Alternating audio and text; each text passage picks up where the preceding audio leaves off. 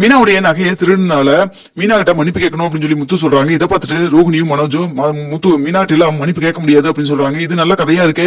மீனாவுடைய நகையை எடுத்து திருடி வித்துருவீங்க, ஆனா மீனா கிட்ட ஒரு மன்னிப்பு கூட உங்களால கேட்க முடியாது இல்ல அப்படின்னு சொல்றாங்க. அப்போ விஜயா சொல்றாங்க, போய் நானும் என் பையன் எல்லாருமே மீனா கிட்ட போய் மன்னிப்பு கேட்கணுமா, அது தலைகிறனால நடக்கவே நடக்காது அப்படின்னு சொல்றாங்க. ஏன் நடக்காது?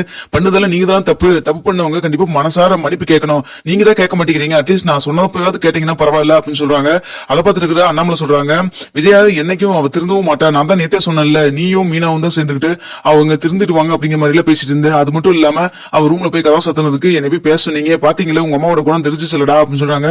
நீ சொல்றதாப்பா கரெக்ட், என்னைக்குமே இவங்கள திருந்தவே மாட்டாங்க, தப்பு பண்ணதுக்கு அப்புறம் கூட நான் பண்ணது கரெக்ட் தான் அப்படிங்கிற மாதிரி பேசிட்டு இருக்காங்கல்லப்பா, உண்மையாலுமே எனக்கே கஷ்டமா தான் இருக்கு அப்படின்னு சொல்றாங்க.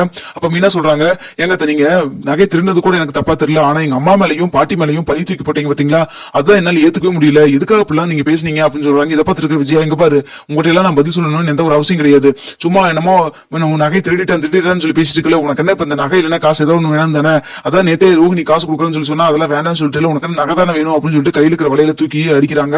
இதை பார்த்துட்டு இருக்கிற முத்து சொல்றாங்க, பாத்தீங்களாப்பா நீங்க சொன்ன மாதிரி அம்மாக்கு என்னைக்குமே தப்பு பண்ணிருக்கோம் அப்படிங்கறது நினைச்சு திருந்தவும் மாட்டாங்க, இந்த மனோஜ் இந்த திருட்டு பத்தியை விடுற மாதிரி தெரியலப்பா அப்படின்னு சொல்றாங்க. அதுக்கு தானே நான் சொன்னேன், இனிமேல் உங்க அம்மா மூஞ்சில நான் முழிக்கவும் மாட்டேன் பேசவும் மாட்டேன் அப்படின்னு சொல்றாங்க.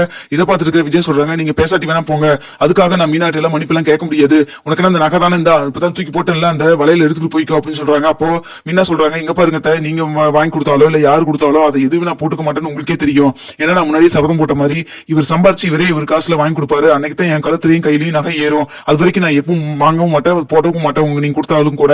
அது மட்டும் இல்லாம அன்னைக்கு நான் பாட்டியோட நகையும் கூட்டு இருந்து நான் கேட்டதுக்கு காரணமே பாட்டிக்கு பிறந்தநாளுக்காக ஏதாவது பண்ணலாம் பரிசு கொடுக்கலாங்கிறதுக்காக தான், மற்றபடி அது வாங்கி நான் கழுத்துல போட்டுக்கணும் கிடையவே கிடையாது, அன்னைக்கு பாட்டி சொன்னதுனால தான் அந்த கவரிங் நகை கூட நான் கழுத்துல போட்டுக்கிட்டேன் அப்படிங்கிற மாதிரி ரொம்ப கோவப்பா சொல்றாங்க. இதை பார்த்துருக்க முத்து, நான் மீனாவுக்கு கண்டிப்பா நகை வாங்கி கொடுப்பேன்னு